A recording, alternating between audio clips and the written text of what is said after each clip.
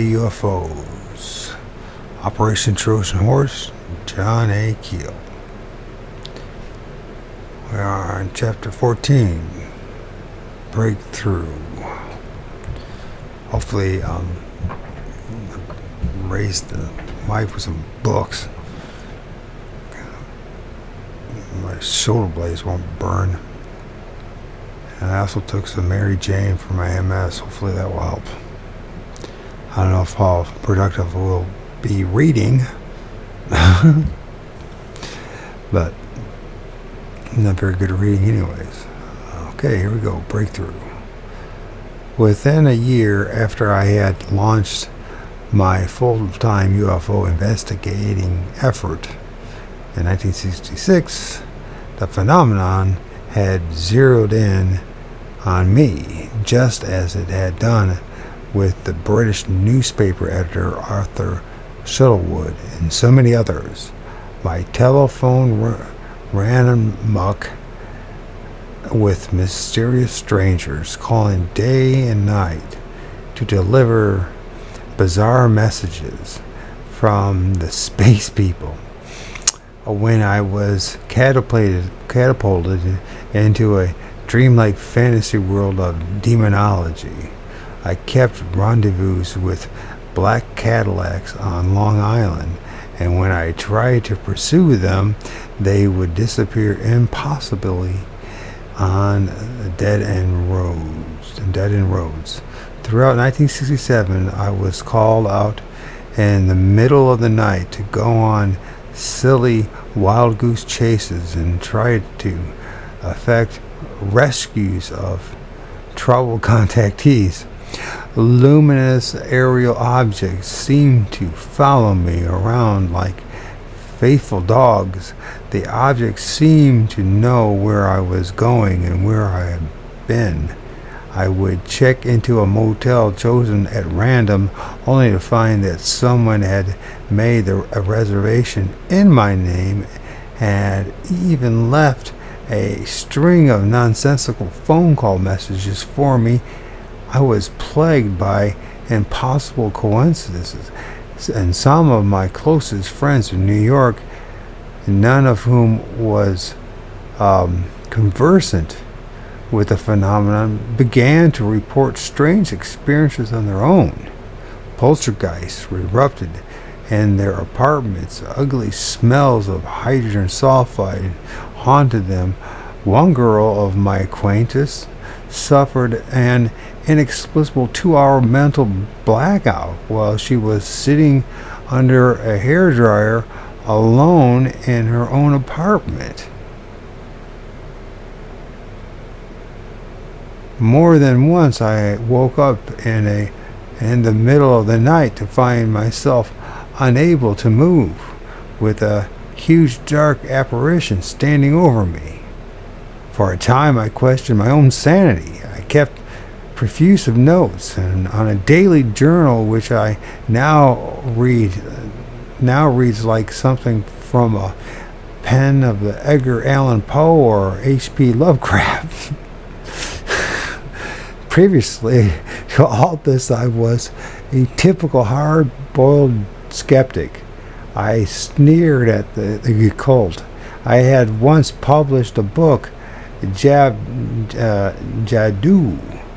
which denigrated the mystical legends of the Orient. I tried to adopt a very scientific approach to ufology, and this meant that I scoffed at many contactee reports. But as my experiences mounted and investigations broadened, I rapidly changed my views. While traveling through some 20 states to check first-hand innumerable UFO reports, I was astonished to find many silent contactees, and while the physical descriptions they offered were varied, it quickly became obvious that they were all suffering from the same psychological and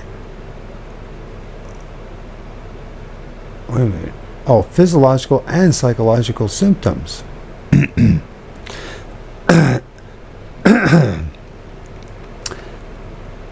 Through these silent contactees, people whose stories have never been published, I actually entered into communication with the entities themselves. When a UFO would land on an isolated farm and the UFO-naut would visit a contactee, he or she would call me immediately, and I would actually converse with the entity by telephone, sometimes for hours. It all sounds ridiculous. It all sounds ridiculous now, but it happened. My notes, tapes, and other materials testify to the fact. I developed an elaborate system of checks and balances to preclude hoaxes. Unrelated people in several states became a part of my secret network to that mysterious other world. I wasted months playing the mischievous game of elementals and searching for non-existent UFO bases, trying to find ways to protect witnesses from the men in black.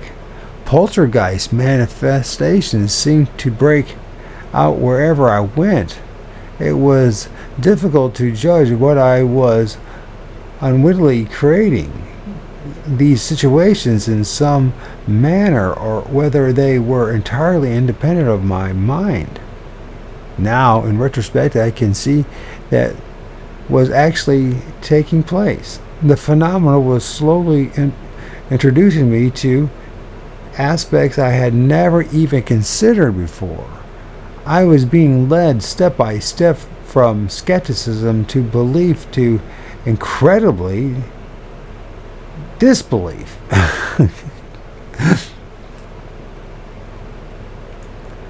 When my thinking went awry, my concepts were wrong, the phenomenon actually led me back onto the right path. It was all an educational process, and my teachers were very, very patient. Other people who have become involved in this situation have not been so lucky.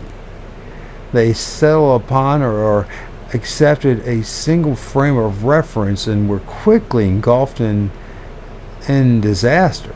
Several examples will be cited in this chapter, but let's review some. That's a good read, this part. This one's good.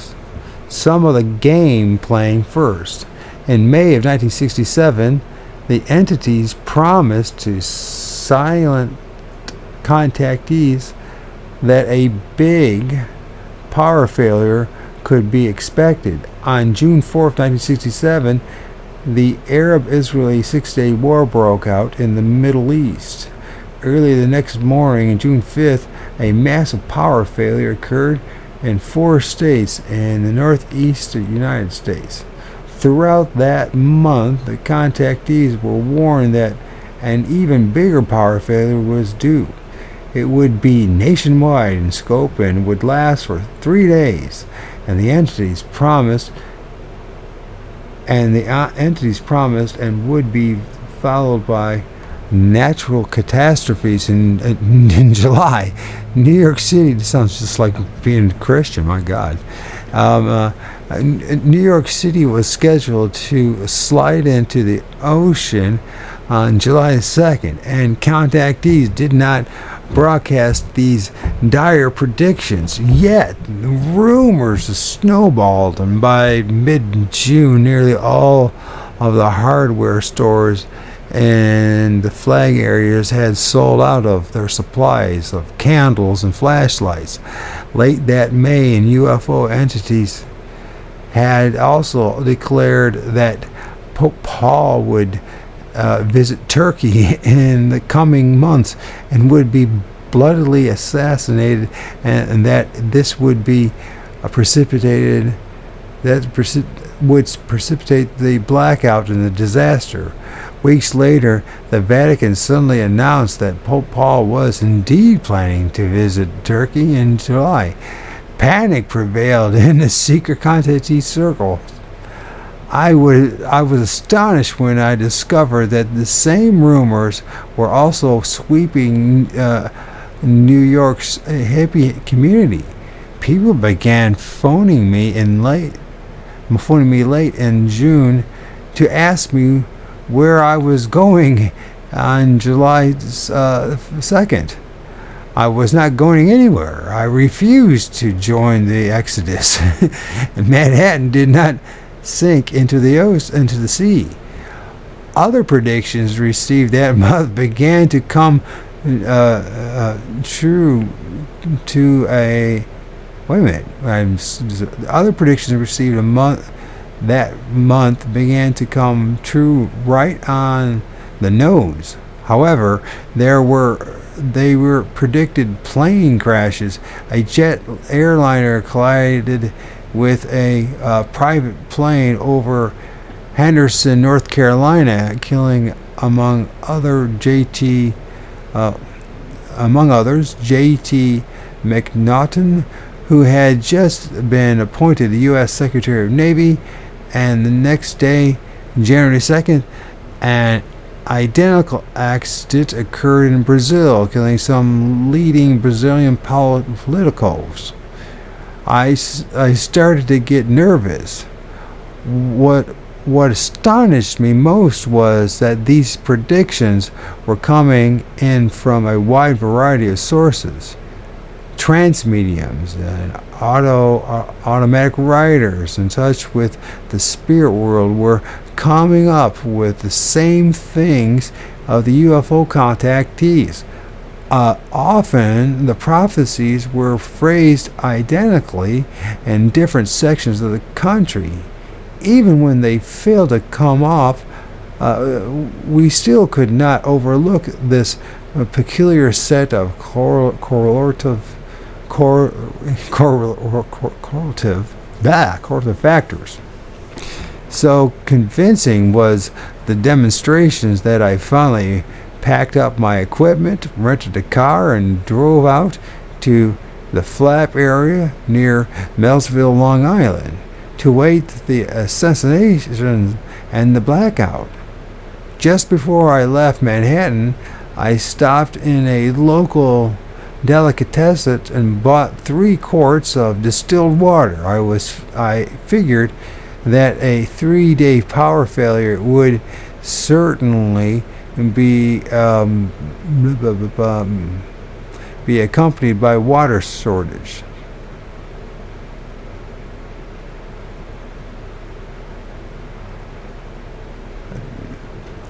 On my way out of the Long Island, I stopped in on a silent contactee, and he told me that he received a brief visit from a UFO entity in a short time before. This entity had mentioned me, he said, and had given him a message to relay to me. The message didn't make sense to the contactee. It was, "Tell John we'll meet with him and help him drink all the water." Water was in the trunk of the car, and the contactee had no way of knowing I had it. The Pope was not assassinated that weekend, happily, but I saw several UFOs. They seemed to follow me around as usual, and I was stuck with all the distilled water. Throughout the fall, the predictions continued to come in, and a surprisingly high percentage of them came true. Later in October, I had a lengthy long-distance call from a being who was allegedly a UFO entity. He warned me that there would soon be major disasters on the Ohio River, and many people would drown. He also told me to expect a startling development when President Johnson turned on the lights in the White House Christmas tree in December, implying that a huge blackout would take place as soon as the president pulled the switch. The warning about the Ohio disaster disturbed me enough so that I broke my own silence, and on November 31st wrote to Mrs. Mary Har, a reporter in Point Pleasant, West Virginia, and warned her that we might expect some sort of calamity in the coming weeks. She still has the letter. Around Thanksgiving, I returned to West Virginia for a few days and discovered that a number of people, none of whom knew about my prophecy, had been having horrible dreams of a river disaster. Mrs. Virginia Thomas, who lived in the heart of TNT area and an abandoned World War II ammunition dump, was one who told me in some detail about her nightmares of people drowning in the river. Mrs. Har told me that she had also been having disturbing dreams of pleading faces and brightly wrapped Christmas packages floating on the dark water of the Ohio. During my visit, I saw more of those puzzling lights in the sky and listened to more eerie tales of monsters and poltergeists. As usual, I stayed in a motel across the river on the outskirts of Gallipolis, Ohio, and every day I drove my rented car across the rickety 700-foot span of the Silver Bridge, which joined Point Pleasant with the Ohio side. There seemed to be an air of foreboding in Point Pleasant that November, something that no one could quite put his finger on. When I caught a plane for Washington, D.C., I later felt decidedly uneasy. I remember that all of the UFO predictions for July 1967 had come true, except the big one. There had been a plane crash and an earthquake had taken place in Turkey just before the Pope flew there. Several minor prophecies had also come true.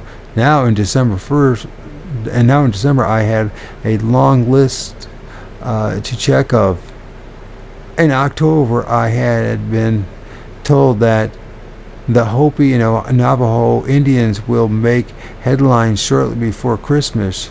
Sure enough, in early December, a blizzard struck the Indian reservation in the southwest, and they did make headlines as rescue efforts were launched to rush supplies and medicine. On the morning of December 11th, I was awakened by a mysterious caller who informed me that there would be an airplane disaster in Tucson, Arizona. The next day, an Air Force jet plowed into the shopping center in Tucson. On December 15th, the President Johnson held an unusual Christmas tree lighting ceremony at the White House. Since I was expecting a major blackout, I warned a few close friends who by now must have thought that I was quite balmy, and was joined in my New York apartment by Dan Darson, the movie producer, and another friend who is a police official. We nervously watched the tree lighting ceremony on the television. The president pushed the switch, the tree lit up, and the assembled crowd oohed and awed and everything went off as scheduled. The nation's power system did not blow a fuse. But 30 seconds after the tree was turned on, an announcer interrupted the news special with the sudden flash. A bridge between Galapagos, Ohio and West Virginia had collapsed. He intoned shortly, it was heavily laden with rush hour traffic, and there are no further details as yet. I was stunned. There was only one bridge on that section of the river, the Silver Bridge between Point Pleasant and West Virginia and Ohio. Christmas packages were floating in the dark water of Ohio. The world ended last night. A few hours after the collapse of the Silver Bridge, on the other side of the world, the Prime Minister of Australia decided to go for a swim on his favorite beach. He vanished.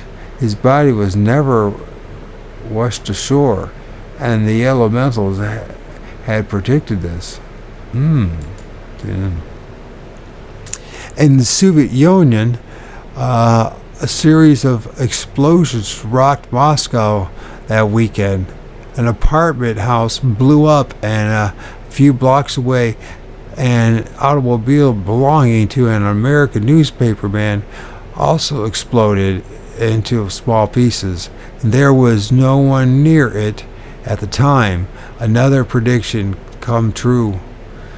This is the tiger behind the door of prophecy. Some of the predictions are eerily accurate, so precise that there are no factors of coincidence or lucky guesswork. The ultra-terrestrials or elementals are able to convince their friends, who sometimes also become victims, that they have complete foreknowledge of all human events.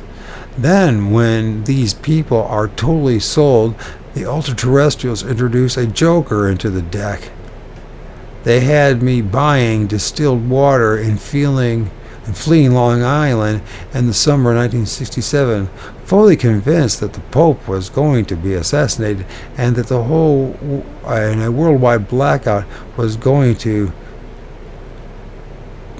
punish the world for 3 terrible days. I was lucky. I didn't cry their warnings from the house tops. I didn't surround myself with wild-eyed cult impressed with the accuracy and previous predictions.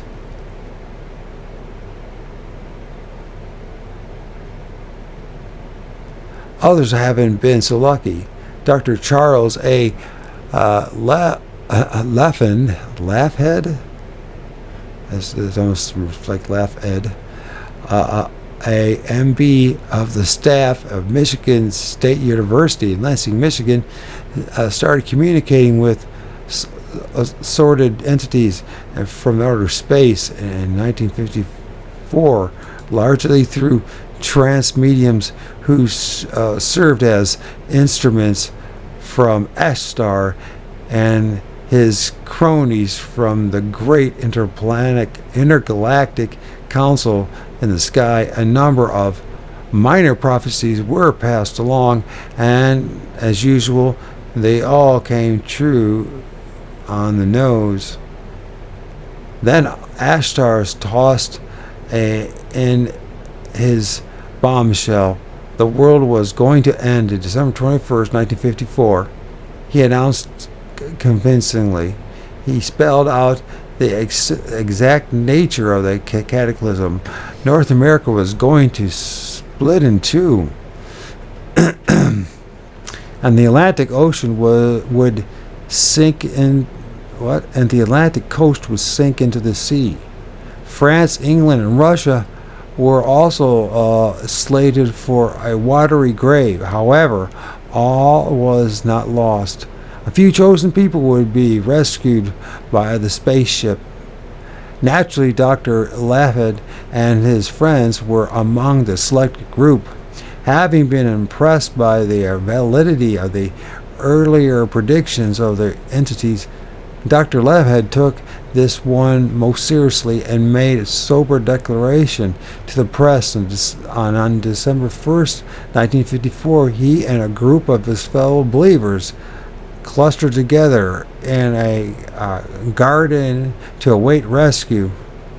They had been instructed to wear no metal, and they therefore discarded all buckled pens, clasp cigar lighters, and shoes with metal eyelets.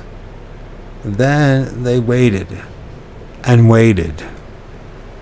That same year, another doctor named Wilhelm Reich was watching glittering star-like objects maneuver over his house in Ragenlil,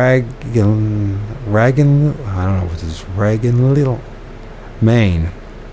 Ragenlil, Maine. Okay. Sorry about that. Damn MS. The space people had a gift for him, too. A strange theory about cosmic energies called orgone. Dr. Wright had studied and worked under Freud in Vienna, and later had post at several important educational institutions.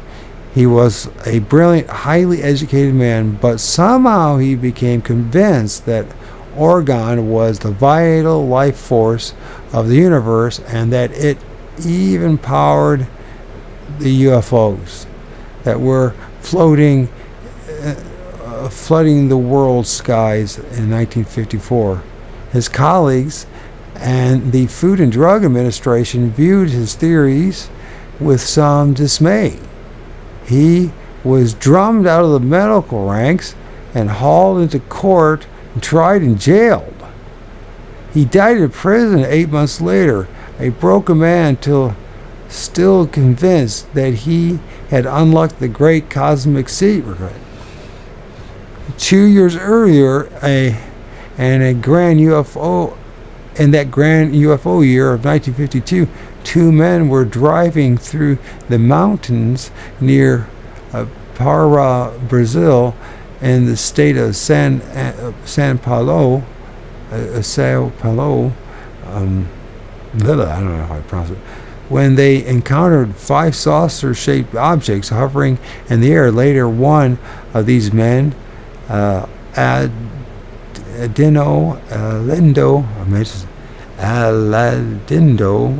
Felix, visited the spot, and this time a UFO landed and he was invited aboard. He had a pleasant chat with the saucer's captain, a being who looked very human and very ordinary, and went away convinced that the Venetians were paying us a friendly visit. Then in March 1953, there was a knock at the door of Felix's house, and his wife answered.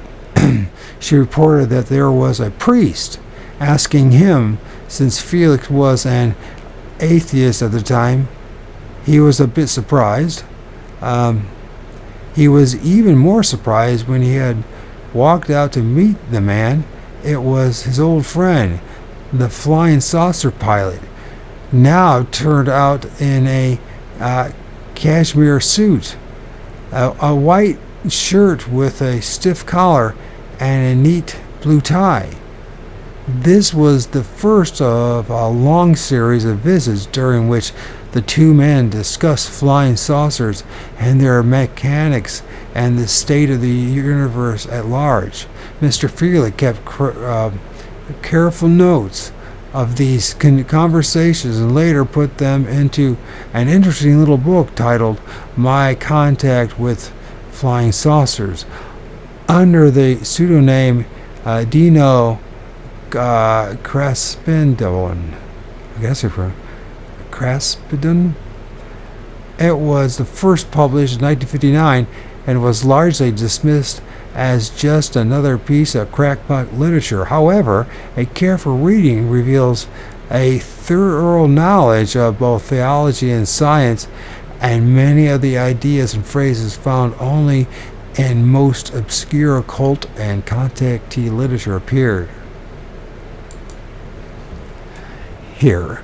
Among the other things, the book also discusses an impending cosmic disaster in lucid, almost convincing terms, the same kind of warning that passed on to every contactee in one way or another. Dino Craspington's real identity remained a mystery for years. The book ended up on the shelves next to George Adamski's work, like I can't say the damn name. George Adamski's works, like Adamski. Craspington claimed that he sometimes met the Venetians in the heart of the city.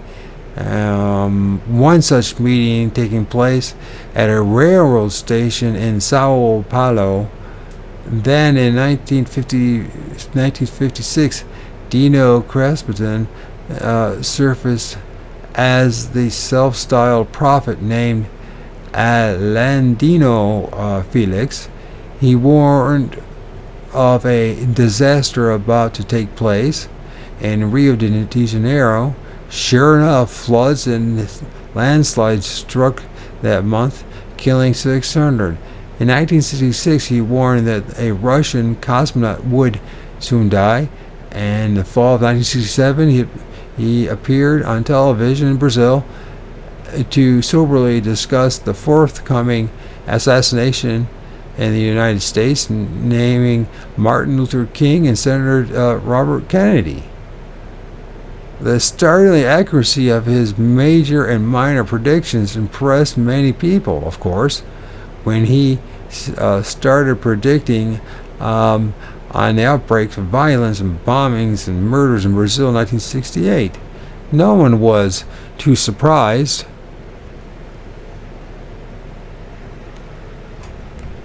No one was too surprised. I just realized something. Probably. No one was too surprised. Now, where the hell am I?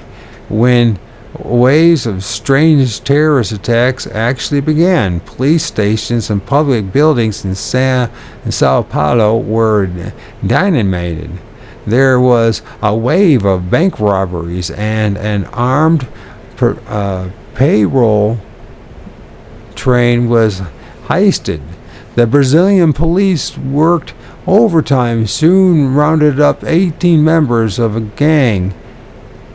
A 25-year-old policeman named Jess Moraes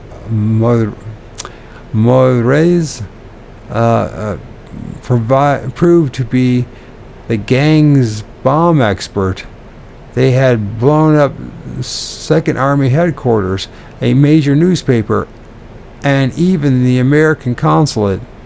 When the gang members started to sing, it was learned that they planned to assassinate top government officials and eventually take over the entire country of Brazil. Jesse Moraes had been promised the job of police chief in the new government. The leader of the ring was Alandino Felix. When he was arrested in August 22nd in 1968, the flying saucer prophet declared, "I was sent here as an ambassador to the earth from Venus. My friends from the space will come here and free me and avenge my arrest. You can look for tragic consequences to humanity when the flying saucer invades this planet." I'll go back here to this asterisk. Many contactees and mediums made similar predictions. Most startling of these was the report of Gary Wilcox, a former Newark Valley, a farmer from Newark Valley, New York, who said that an egg-shaped object landed in the field on April 24th, 1964, and then two little men in silver suits engaged him in a conversation for 2 hours, and sworn statement to Mrs. Priscilla J. Boland and the sheriff office, Tioga County, New York, dated April 28, 1964. Mr. Wilcox said that they also mentioned that astronaut Glenn and Grimson and the two astronauts from Russia would die within a year.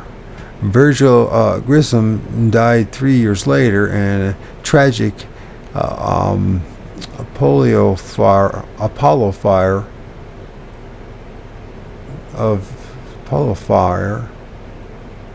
January 27, 1967, and John Glenn is still living. Russian cosmonaut Vladimir M.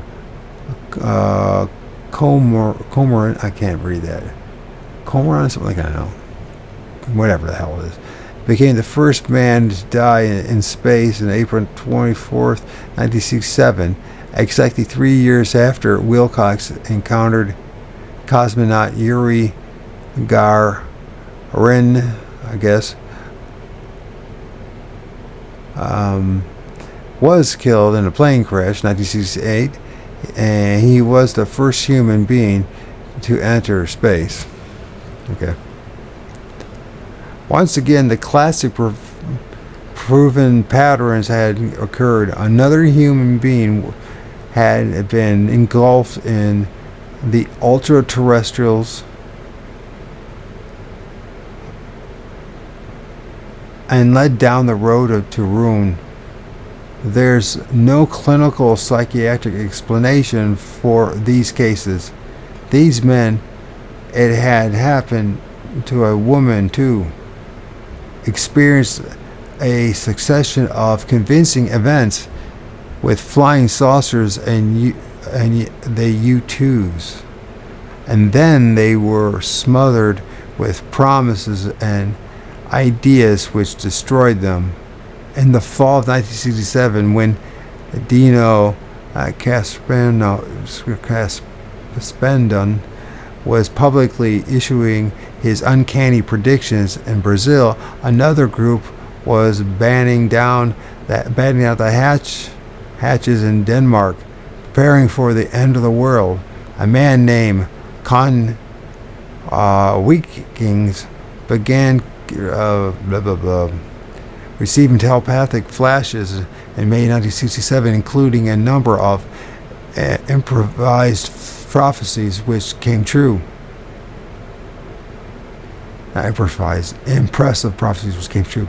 Just prior to the capture of the U.S. spy ship Pueblo off Korea in January 1968, Weekings warned, "Watch Korea." He was then instructed to build a leaden bombshell and prepare for the Holocaust. A leaden bomb shelter and prepare for the Holocaust on December 24, 1967. This seemed like an impossible task since 25 tons of lead were needed and a total cost exceeded $30,000. But donations poured in and volunteer labor materialized. The shelter was built in about 3 weeks, and on December 21st, Wilkins and his friends were told to leave the shelter and lock it up. A telephone blackout next occurred, lasting throughout the Christmas holiday and cutting off all participants from one another. Meanwhile, mediums, telepaths, and sensitives and UFO contactees throughout the world were all reporting identical messages. There was definitely going to be a unprecedented event on December 24th, 1967. Ashtar was talking through Ouija boards to people who had never before heard the name. Another busy entity named is that an I? I guess it's Orlon instead of Orion. Orlon, I think that's right, was spreading the word. Curious things about these messages was that they were all phrased in the same manner. No matter what language was being used, they all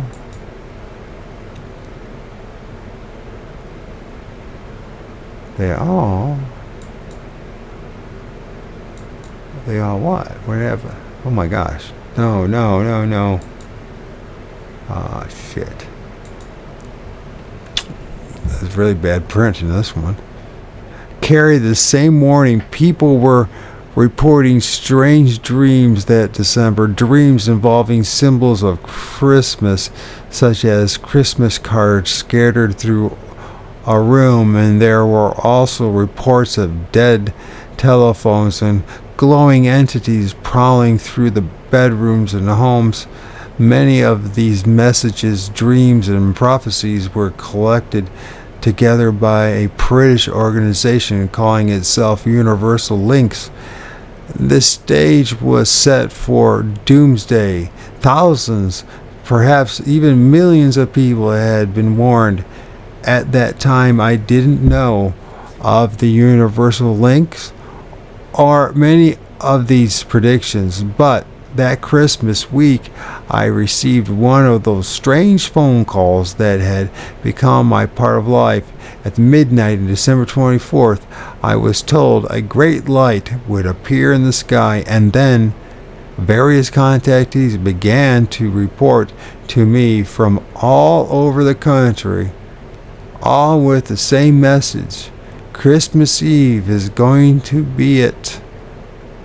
The Danish cult locked themselves up in their bomb shelter that night while I sat at my phone watching out the window of my apartment on the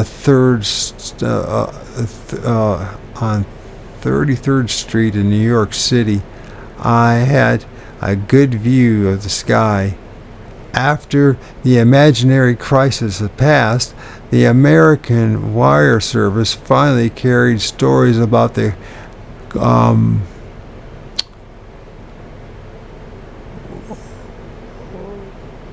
don't know if that says the cowering Dans and ridiculing them. Okay, I get it now. The cowering, I could barely read it. The cowering dames ridiculing them, of course, but Mr. Wickings came up with a message that explained it all. I told you 2,000 years ago that a time would be given, and even so I would not come.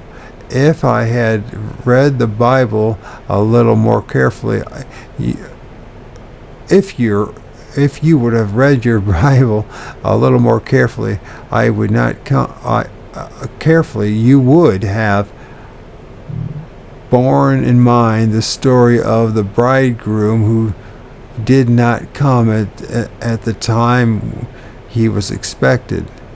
Be watchful so that you are not found without oil in your lamps. I have told you I will come with suddenness, and I shall be coming soon.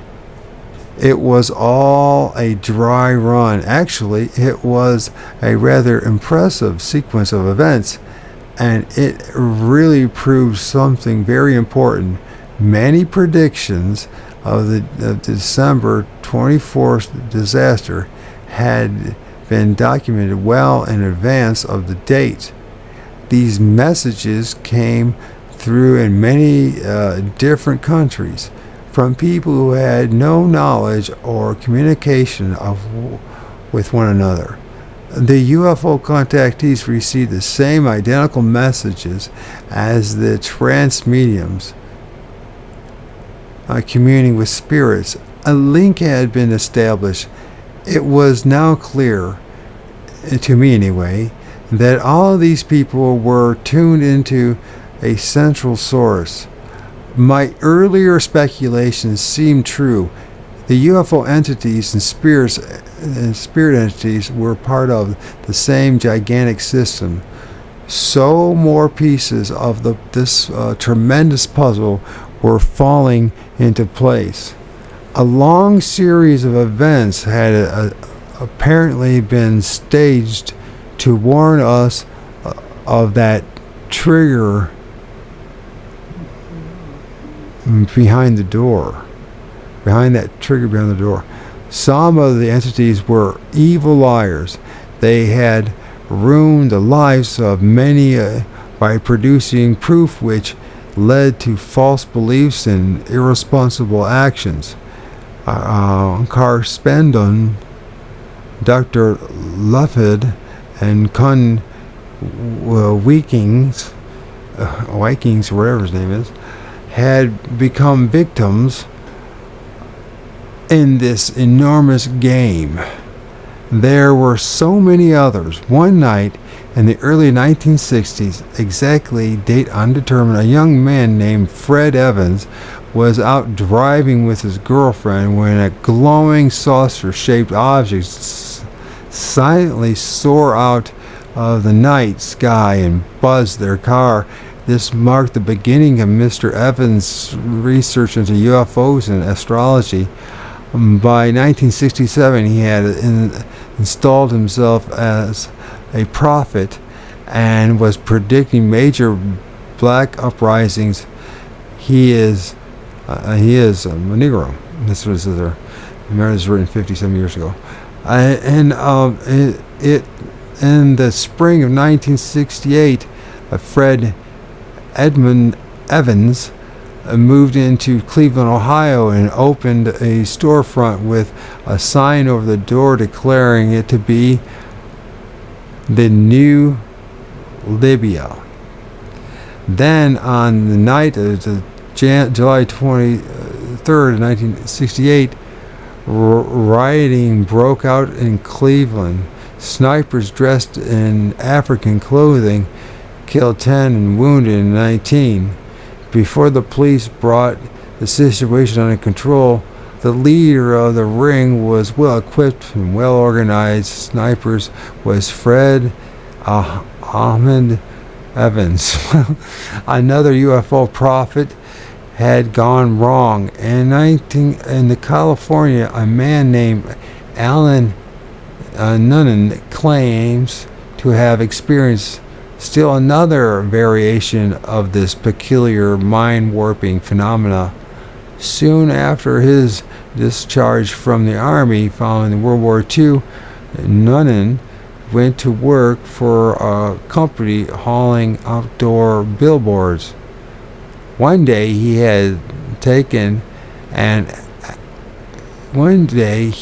says he was working on a billboard, and when suddenly he saw a huge white building filled with light. A group of elders were situated around a glowing throne, and a great voice boomed from the throne and asked, "Will you agree to be the savior of the world?" Nunnan quickly agreed to this role. Then he was told, "You may die in the hands of your fellow men. Their sins shall remain with you until the Mother Comforter comes to deliver them." The next thing he knew, he was back in his body working on the signboard. And later experience, he allegedly visited various planets such as Venus, and frequently received telepathic messages and instructions from our old friend Ashtar. In this case, he knew it was Ashtar Command, and United Planet Organization. When Noonan was interviewed by Lloyd Mellon for Time magazine, he revealed, "I believe that I am the cosmic master as well as the new Messiah.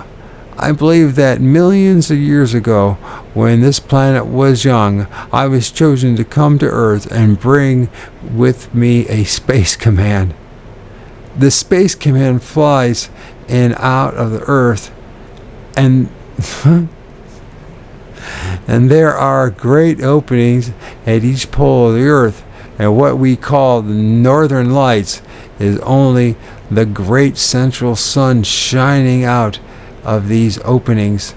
Many people coming from the polar regions have reported seeing flying saucers there which disappear into the ocean. The hollow earth theory is a very old one. In fact, it is one of the oldest and most widely believed UFO explanations around. A great many books were published about it in the 19th century, including a strange little novel called The Smoky God, which was supposed to be the true experience of two Scandinavian fishermen who accidentally sailed through the whole of the Northern Pole and spent a year living among the gentle giants who inhabited the beautiful inside of our planet. During his interview with Malin, Mr. Noonan just demonstrated his abilities by causing two particular UFO-shaped clouds to materialize outside his window. Malin photographed the phenomena and was hard-pressed to explain it. We might point out that many other contactee claimants were able to provide equally convincing demonstrations. Brilliant glowing UFOs frequently appeared and maneuvered directly over the auditorium where they were lecturing waltzes around the sky in front of dozens of people. Does that make sense? Where they were lecturing, waltzing around in the sky in the front of dozens and even hundreds of fascinated witnesses. Alan Noonan is not the only space-age messiah appointed by the Ashtar Command. Dozens of humble, ordinary people suddenly turn into UFO evangelists after a flying saucer enters their lives. Dino Caspadone did a lot of preaching and wrote a new Bible before he finally turned terrorist. Lifelong atheists have become religious fanatics almost overnight about their UFO encounters. Such people are now becoming regular on radio and TV talk shows all across the country. One night in November 1958, an Arkansas truck driver was unexpectedly introduced into the shadowy half-world of the ultra-terrestrials. O.R.D. Smallridge was making a routine trip to deliver a truckload of eggs from Hardy, Arkansas to Memphis, Tennessee. He stopped for a cup of coffee and as was his habit, at the end all-night truck stop near Black Rock, Arkansas. Did I say that right? I don't know. When he left the eatery, he checked his watch with the wall clock. It was exactly 2 a.m. After looking over his tires and truck routinely, he started his engine and headed for the highway again. The next lap of the trip covered 60 miles to Truman, Arkansas, where he usually stopped for another cup of coffee. But according to his story, he never he never remembers reaching the highway. The next thing he knew, he was pulling up in front of the luncheonette in Truman. When he walked into the restaurant and looked at this clock, he was astonished.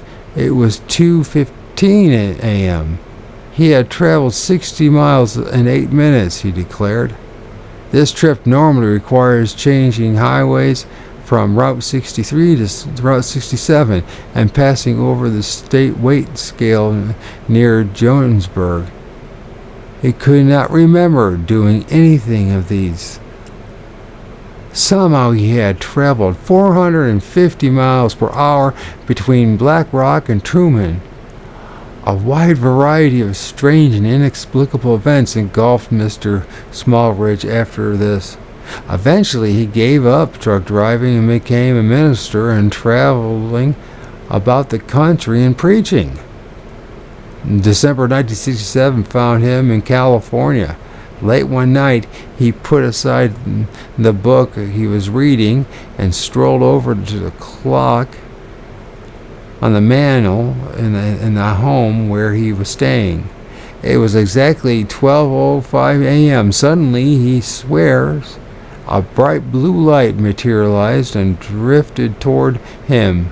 Just as it touched him, the room faded away, and he discovered himself standing in another room surrounded by a group of strange human-like beings. He claims that these people were conversing in an odd language he had never heard before, yet he was able to understand every word and could communicate with them. They told him, among other things, that Martin Luther King and Robert Kennedy would die suddenly in 1968, and that there would be widespread rioting and civil unrest.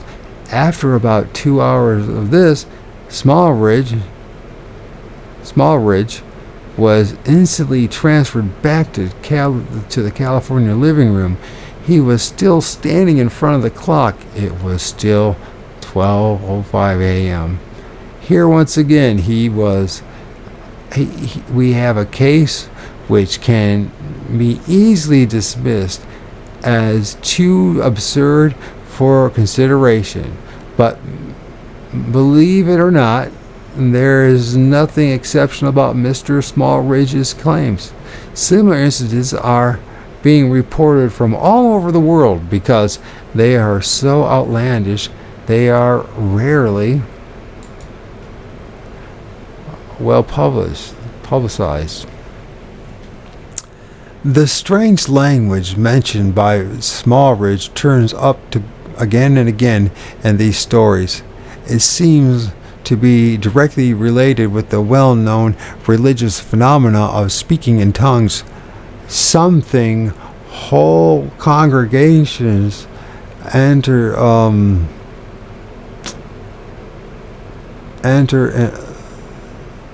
sometimes whole congregations enter a trance-like state and begin to babble in this language, which is part baby talk and part Greek and part Indian and part unknown. Many mediums have laboriously copied down whole vocabularies for their unknown language. In 1989, in the 1890s, when Helen Smith, of Geneva, Switzerland, a psychic who had UFO-type experiences, produced a venerable dictionary of a Martian language. In my first visit with a West Virginia contactee, Woodrow Derenberger, he rattled off the language of the UFO entity Endrid Cold, speaking the strange jargon as easily as he spoke English. It did not seem to be a made-up language or a hoax. It had structure and grammar. Numerous cases already cited in this book have mentioned how UFO occupants spoke in a language which that witnesses couldn't understand, but some contactees claim that they were able to understand this language instantly, as if it were a second tongue lying dormant in some recess of their brains. Brazil's Aladino Felix often spoke in what he called the universal language, described by reporters as a hodgepodge of Hebrew, Greek, and Latin. This could also describe the language I have heard and other contactees speak. Greek is frequently employed by the entities and UFO contactees. A large section of the inspired book of O.R.D. is devoted to a complete explanation of the supposed ancient language known as Panic, language of Pan, a lost continent, complete with vocabulary and written symbols. It appears to be a combination of Hebrew, Greek, Latin, and American, Indian, and Chinese. To compose such a language as a hoax, Dr. Newborough, the medium who wrote Auspin, would have had to have been a brilliant linguist. It would have taken many years for one man to assemble such a complex vocabulary. Buried within the fine print of Auspin, there are many words which I have heard UFO contactees use. Not many people have the patience and scholarship to read Auspin, and I've yet to meet a contactee who had even heard of it.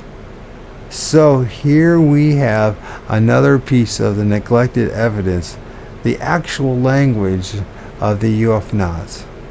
It is not a secret. It is a known and spoken by many. This is a wild ride, isn't it? This whole life is a wild ride. It's a freaking ride.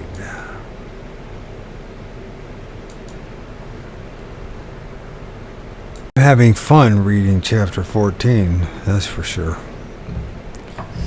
It is fun. It's a trip. This place is crazy. Time distortion, distension.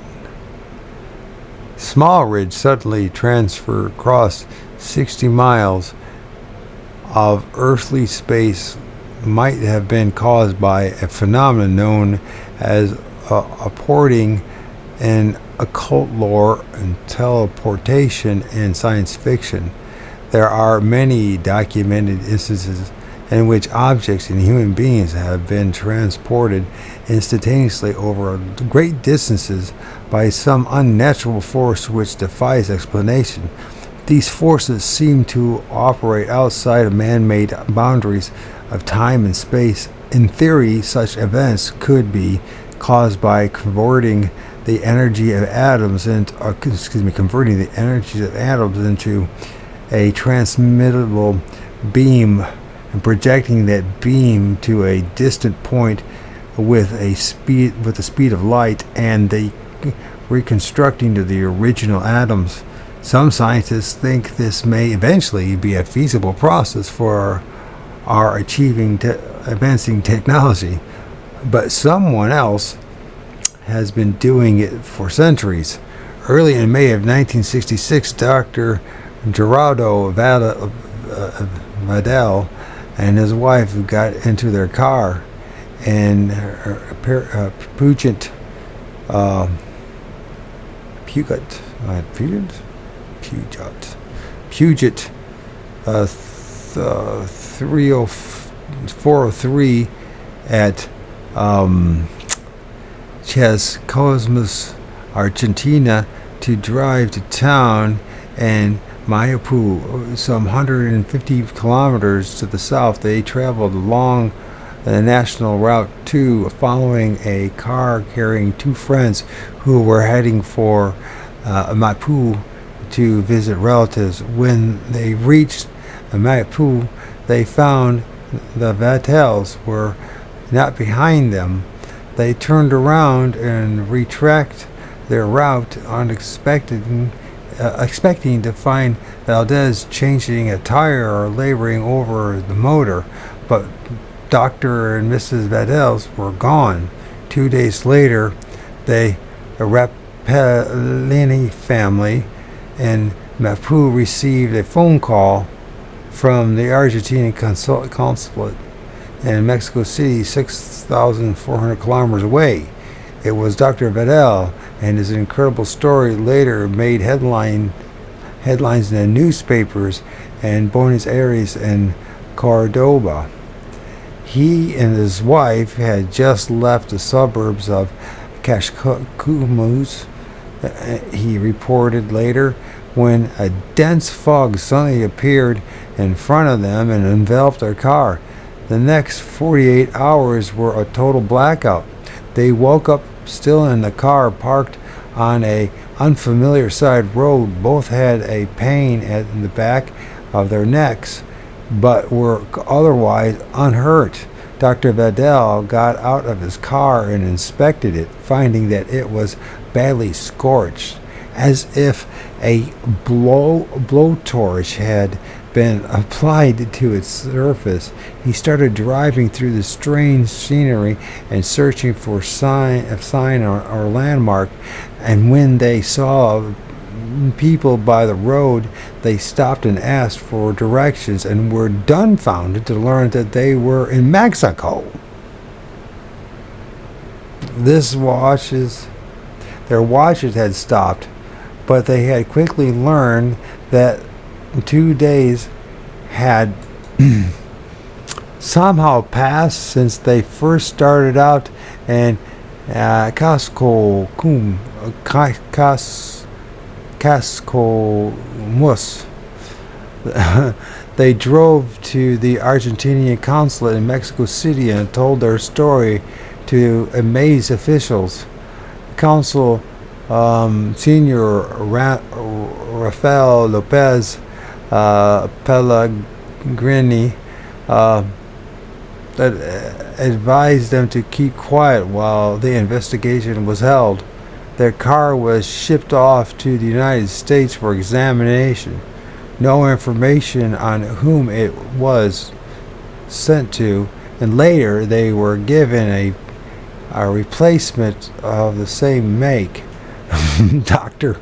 and Senora Vidal flew back to Argentina and went into seclusion, hiding from the press. The lid came down on the whole story, but reporters discovered that on the same night they vanished, a man had checked into the Mapu hospital for medical treatment, claiming that he too had encountered a strange fog which had left him badly shaken and nauseated.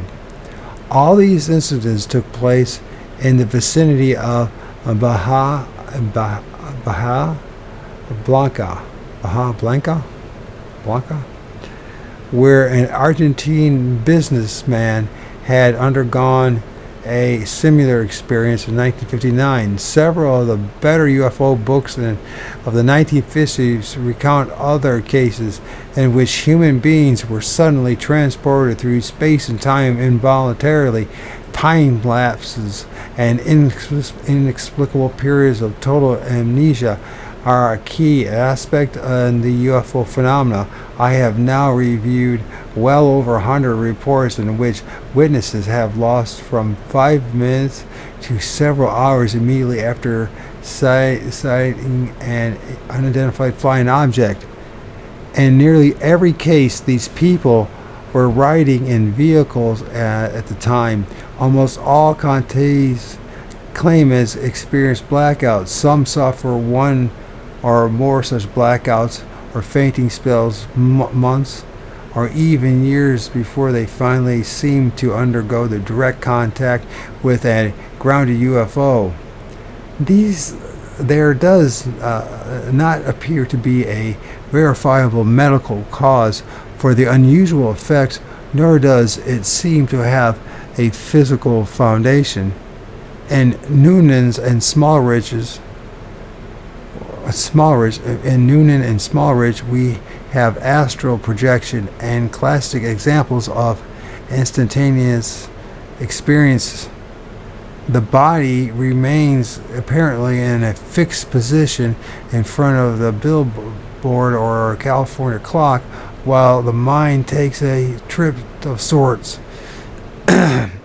Based upon what we now know of the phenomena, it is possible that these two men were actually experiencing the reliving of a hidden memory. In other words, we must consider the possibility Smallridge had held his 2-hour conversation with an entity weeks and months or even years before he finally remembered it. The memory of this conversation was then suppressed in the same way that the hills were made to forget their experiences. Then, at a time chosen by the entities, a ray of some sort was directed at Smallridge, the blue light, and his memory was triggered. He was made to remember earlier conversations as if it had happened. There is another type of experience which I call time compression. Here, the witnesses undergo a sequence of events which seem to consume a specific period of time. Later, he or she discovers that only a few minutes had actually passed, even though the whole sequence seemed to consume hours. Time compression is common among contactees who think that they have been taking a visit to other planets. I don't believe that any of these people are suffering directly from clinical insanity.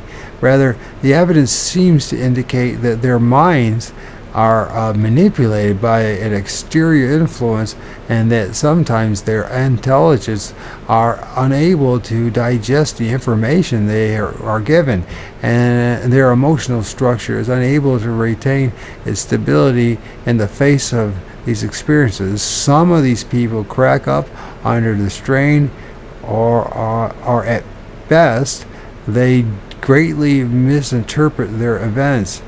Induced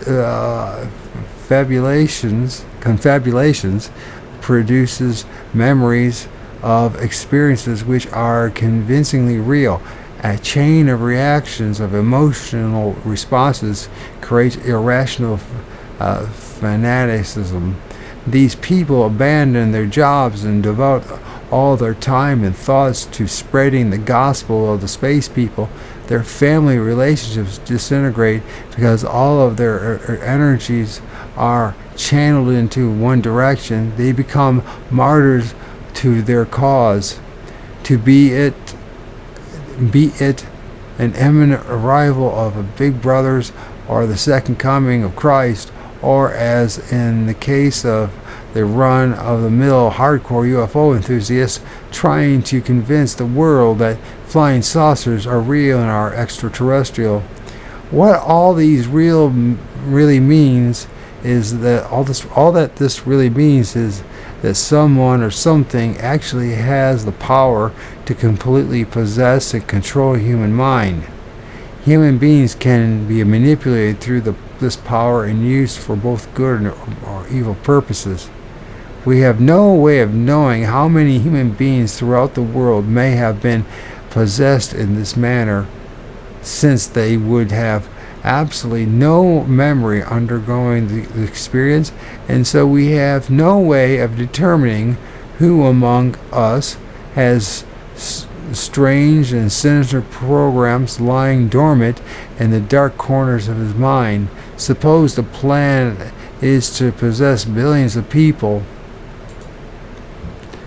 then at some future date trigger all of those minds at one time.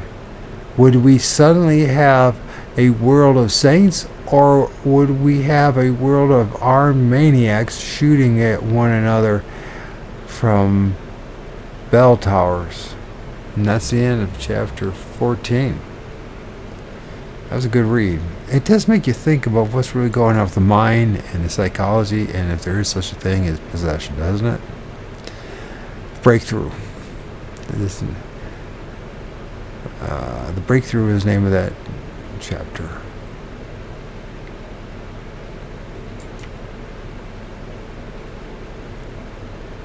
Breakthrough. Yes.